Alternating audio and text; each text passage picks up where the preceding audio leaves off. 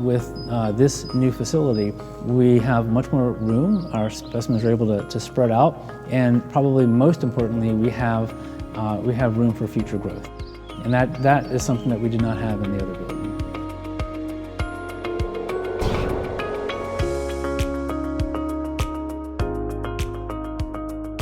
We are right now in the Special Collections Building, which is truly a special building, I think, because it houses our wet specimens. These are specimens that are preserved in ethanol. We do have about 4 million specimens here from all over the world. We have primarily 3 collections that are located here, housed here. The herpetology collection, which is reptiles and amphibians, the fish collection, the ichthyology collection, and then lastly, the invertebrate zoology collection, which we refer to as IZ.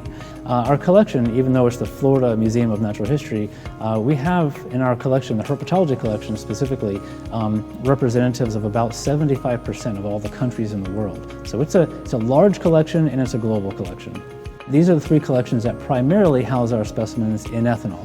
So we are the ones that needed to move our collections here to this facility so that they are in a safe location, both safe for the specimen's sake and safe for the rest of the community on campus.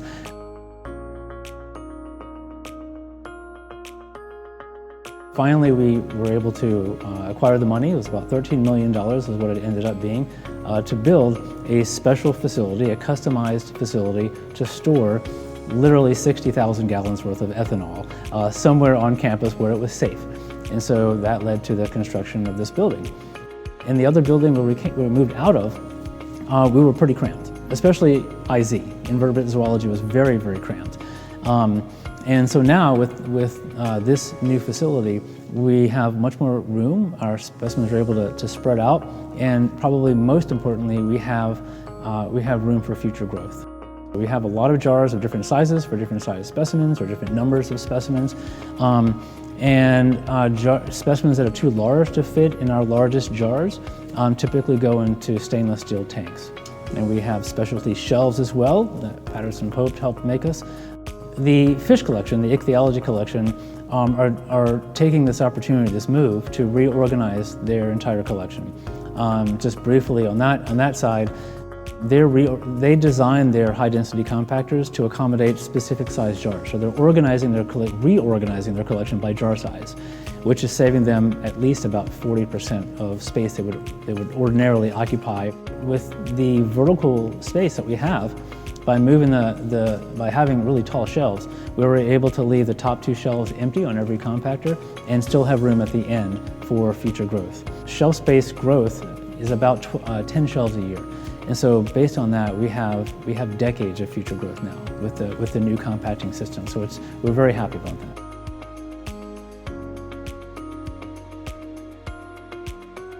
The most important difference, I think, is the safety. With the construction of this building, we are hopefully going to meet fire code for decades to come.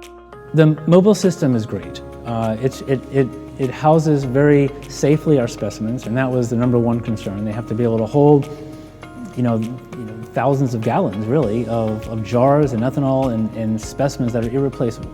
So that alone was obviously very important. Secondly, the fact that they can move so easily. We can move 2 of these at a time with one hand. It's very easy to move these around, and it saves a lot of space as well.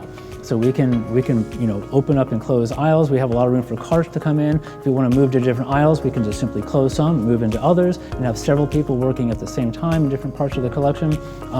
We have enough space really to have even more than one aisle open at the same time.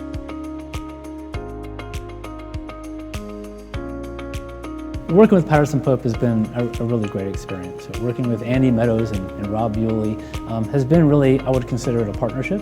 They've always been interested in our input and try to factor that into to what we need.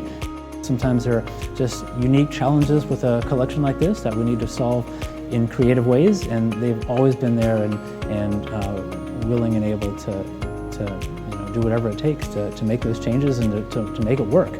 Moving forward into the future, one of the biggest hurdles that any institution, any museum or collection will be facing is simply space.